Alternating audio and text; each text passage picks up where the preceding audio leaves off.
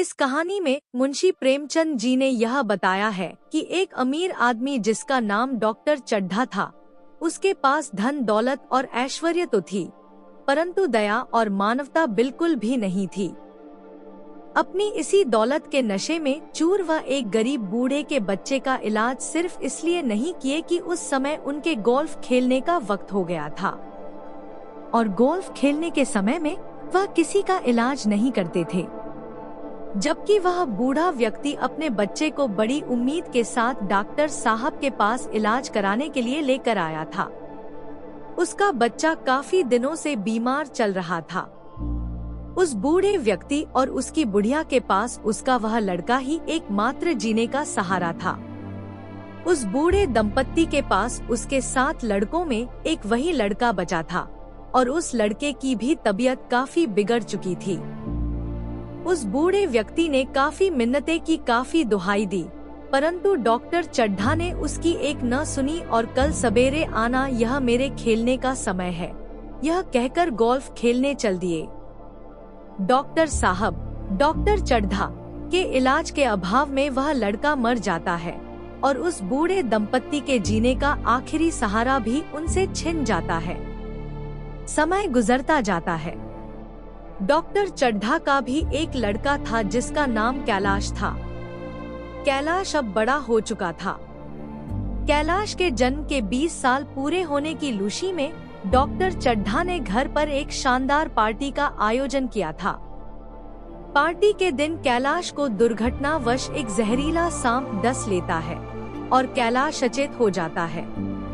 उस सांप का जहर देखते ही देखते कैलाश के पूरे शरीर पर फैल गया था। वह समारोह जो कुछ समय पहले हंसी और उल्लास की आवाजों से गूंज रहा था, अचानक ही शोक और मातम में बदल गया। डॉक्टर चड्ढा ने बहुत कोशिश की कि उनके लड़के की जान बच जाए, परंतु उनकी तमाम कोशिशें बेकार हो चुकी थी। उन्होंने यह भी कह दिया कि जो उनके बच्चे की जान बचाएगा वह अपनी सारी दौलत जायदाद उसके नाम कर देंगे। तमाम डॉक्टर और झाड़ फूंक करने वालों ने कोशिश की, परंतु किसी को भी सफलता नहीं मिली। किसी ने डॉक्टर चड्ढा से बताया कि एक बूढ़ा व्यक्ति है जो सांप के डसने का मंत्र जानता है, अगर वह आ जाए तो शायद उनके बच्चे की जान बचा सकता है।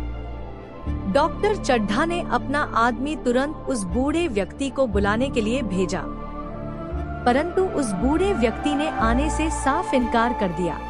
उस बूढ़े व्यक्ति के मना कर देने से लोगों को बड़ा आश्चर्य हुआ, क्योंकि वह बूढ़ा व्यक्ति बहुत ही सज्जन और दयालु था। उसको सिर्फ यह बात पता चल जाती कि किसी को सांप ने डस लिया है तो वह तुरंत ही वहां पहुंच जाता था और अपने मंत्र से सांप का जहर निकाल देता था, जिससे उस व्यक्ति की जान बच जाती थी। परंतु इस बार उसने मना कर दिया। यह वही बूढ़ा व्यक्ति था जिसके बच्चे को डॉक्टर चड्ढा ने इलाज करने से मना कर दिया था, क्योंकि उस वक्त उनके खेलने का समय हो चुका था। मना करने के बाद भी उस बूढ़े व्यक्ति के मन में अजीब सी हलचल चल रही थी।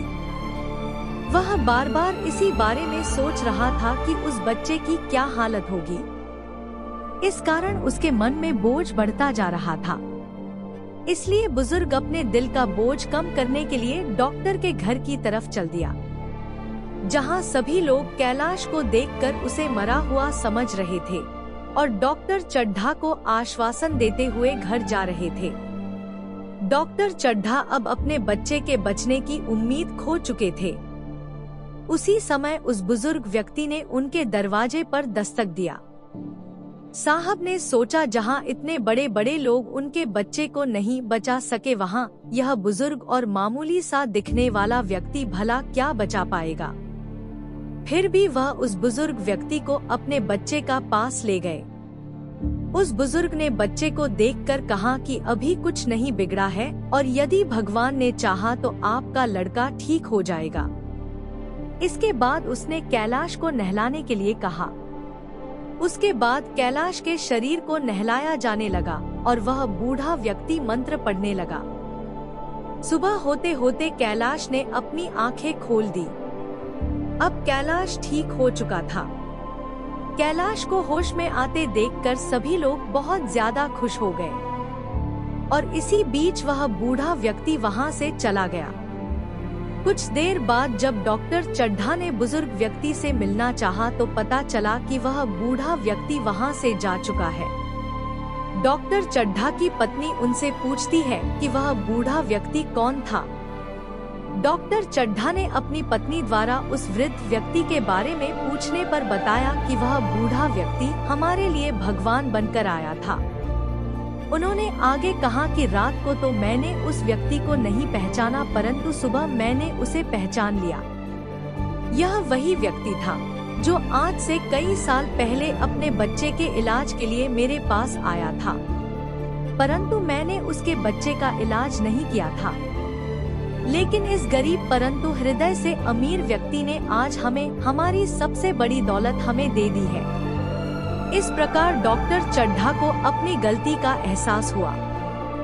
इस घटना के बाद डॉक्टर चड्ढा के अंदर अभूतपूर्व परिवर्तन होता है और उनके ऊपर घमंड की जो पट्टी चढ़ रखी थी वह उतर चुकी थी, जिसके बाद वह सभी लोगों का इलाज खुले दिल से करने लगे। इस कहानी के माध्यम से मुंशी प्रेमचंद जी ने यह बताने की कोशिश की है कि व्यक्ति चाहे कितना भी अमीर हो परंतु उसको मानवता कभी नहीं भूलना चाहिए। व्यक्ति के अंदर दया और मानवता भी होना चाहिए। व्यक्ति पैसे से अमीर नहीं होता। व्यक्ति का सबसे बड़ा धन उसके अच्छे कर्म, उसकी मानवता, प्रेम और दया है। प्रत्येक व्यक्ति के अंदर इन गुणों का समावेश होना चाहिए।